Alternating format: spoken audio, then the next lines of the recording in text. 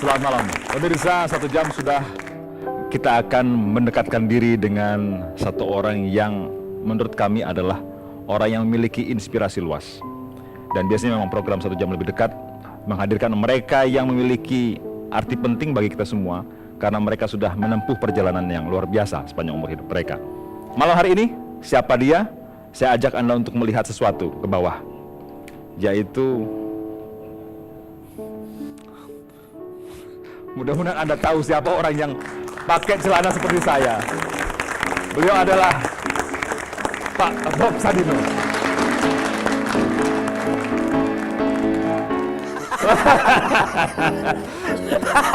Saya merasa seperti orang telanjang terus terang. Nah, kalau Pak Bob tiap hari pakai gini nggak kerasa apa-apa ya? Ya udah berapa tahun pakai gini ya, udah 40 tahun pakai begini terus. Ngomong-ngomong, Anda merasa seksi pakai gini? Kok Anda tanya sih? Just curious. Pak Bob, silakan duduk di sini. Ya, Kita ngobrol-ngobrol. Oke. Saya merasa Anda adalah seorang tokoh yang sudah ketahuan siapa Anda, tetapi saya menemukan kontroversi di balik seorang Bob Sadino. Anda dalam buku yang saya baca tidak percaya namanya rencana, Anda berdoa kalau bisa masuk neraka, Anda berharap jadi miskin. Apa tujuan Anda melakukan itu semua? Sebetulnya sebelum saya jawab, ya saya mau tanya sama Edi balik. Kalau Anda berdagang itu, ya apa yang Anda cari? Biasanya rata-rata. Cari untung. Ya? Kalau saya bilang sama Andy saya dagang cari rugi, itu masuk akal nggak? Nggak masuk akal. Masuk akal? Masuk akal nggak? Andy, saya lanjutkan ya. Ya. Orang dagang cari untung tuh untung terus nggak? Kalau bisa untung terus. Iya. Kalau Tadi Om Bob bilang Om Bob dagang cari rugi terus nggak? saya nggak tahu. Kan sama aja Andy sebetulnya, aduh. Kamu sadar nggak mungkin saja itu tidak sama dengan arus utama atau mainstream Sangat sadar. Tapi apa saya orang normal gitu. apa saya harus ikut orang-orang itu? Saya punya kepribadian sendiri, Andy.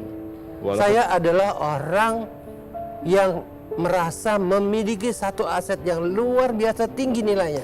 Apa tuh? Kebebasan. Freedom. Kalau Anda kemudian bergerak dalam bidang bisnis, Anda sudah terbukti di situ berhasil. Tapi Anda bilang tidak punya rencana. Lalu ketika Anda melakukan itu semua tanpa rencana. Ya, rencana itu ya rata-rata untuk adik-adik ini kan sifatnya teoritis sekali kan ya. Padahal datangnya rencana tidak harus selalu dari otak ke kertas dan sebagainya.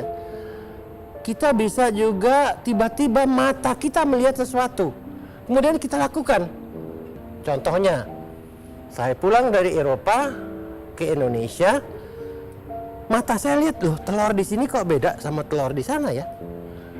Secara spontan saya ambil secari kertas, nulis surat sama teman-teman, tolong dong kirimin ayam-ayam yang bisa bertelur, tanpa saya tahu ayam apa itu.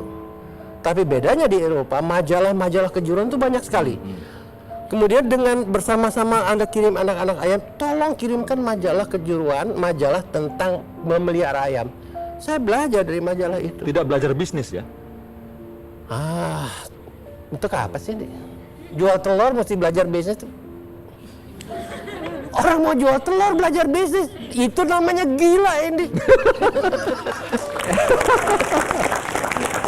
Tapi kan mau jual telur harus belajar bisnis kan enggak? Nanti dimarahin sama konsultan-konsultan bisnis loh. Ya, saya nggak pernah konsultan apa sih artinya, Andy? Tempat orang berkonsultasi. Semua konsultan itu dia memberikan konsultasi kepada orang yang dia sendiri tidak bisa lakukan. Dia jadi konsultan. Kalau dia bisa lakukan, dia nggak bisa jadi konsultan. Aduh. Itu pengertian konsultan buat saya. Dia nggak bisa. Apakah juga sebuah kecelakaan kalau misalkan sebelumnya Pak Bob pernah menjadi karyawan Unilever, kemudian pernah menjadi karyawan sebuah pelayaran, sempat tinggal di luar negeri bertahun-tahun, dan kadang jualan ayam? Ya. Begini, Andi. Sebelumnya kehidupan saya itu sangat nyaman, Andi. Saya mau apa, hari ini juga saya bisa punya. Saya pulang ke Indonesia 3 bulan, saya masih bekerja pada perusahaan itu. Satu malam saya bilang sama istri saya, "Ma, besok saya nggak mau kerja." Tiba-tiba ngomong begitu? Tiba-tiba ngomong gitu. Besokannya saya jadi supir taksi.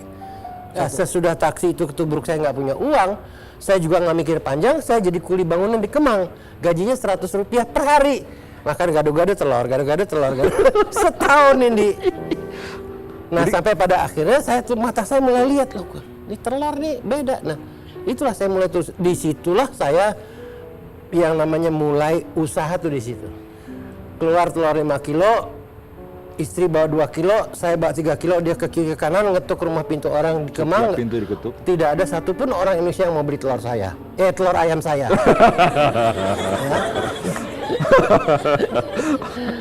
Aduh. Yang beli siapa dong kalau begitu? Akhirnya di Kemang tuh udah ada beberapa orang asing cukup banyak ya. Begitu ketok pintu rumah orang asing, udah dia langsung beli. Nah, disitulah awal sebetulnya usaha saya. Setelah seminggu kita ngantarkan telur, mereka bilang, udah deh Bob, kamu di rumah aja, ntar saya datang ke rumah kamu.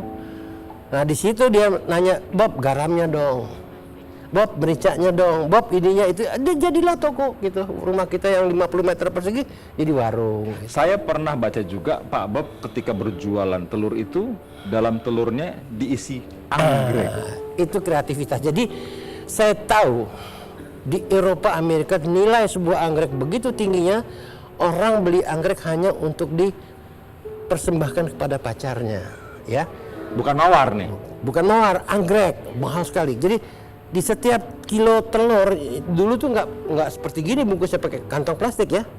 Saya cantumkan sekuntum anggrek. Wah, sampai itu tersebar seluruh dunia. Kamu kalau beli telur di Indonesia, ya nggak tahu yang jual telur cuma saya aja kan? Yang kasih anggrek ya. Tuh kalau beli telur di Indonesia kamu dapat anggrek. Dari situlah popularitas kita mulai tersebar. Pada tahun 70. Pada tahun 70. Jadi sayalah orang pertama yang memperkenalkan telur kepada bangsa ini. Hebat kan, Di? Ini yakin nih klaimnya nih? Anda cek aja. Ya. Ngomong-ngomong, pada saat jualan telur sudah celana pendekan gini belum? Iya. Sudah celana pendekan gini? Pasti, karena saya melihara ayam, Andi. Anda bisa bayangkan kan, pagi-pagi saya dan ibu harus kasih makan ayam. Nanti buang kotoran-kotoran ayam. Nah, ketika saya sudah beberapa minggu kemudian saya memelihara ayam petelur, sudah itu saya minta kirimkan ayam yang bisa dimakan dagingnya, adalah ayam pedaging kan. Yang namanya saya nggak tahu apa, dulu saya nggak tahu. Nah, disitulah lagi-lagi saya jadi orang pertama yang memperkenalkan telur dan ayam untuk orang Indonesia dan bangsa ini. Makanya. Wow, saya tertarik ketika Pak Bob sudah bercelana pendek pernah diusir sama DPR. Ya iyalah, Andi. Padahal sudah memperkenalkan telur ke orang Indonesia, memperkenalkan ayam pedaging ke orang Indonesia. Karena DPR juga punya kuping, jadi dia mau dia panggil saya supaya cerita gitu loh. Apa kemajuannya Bob Sadino. Acaranya jam 8 pagi, saya tungguin kok belon-belon aja nih. Jam 9 belon-belon aja nih. Terus? Nah, sudah itu menjelang mau jam 10 ada salah seorang DPR datang ke saya, Pak Bob, tadi kemarin naik apa? Naik mobil. Bisa pulang lagi nggak? Kenapa? Ganti baju Gi. Wah, wartawan enggak?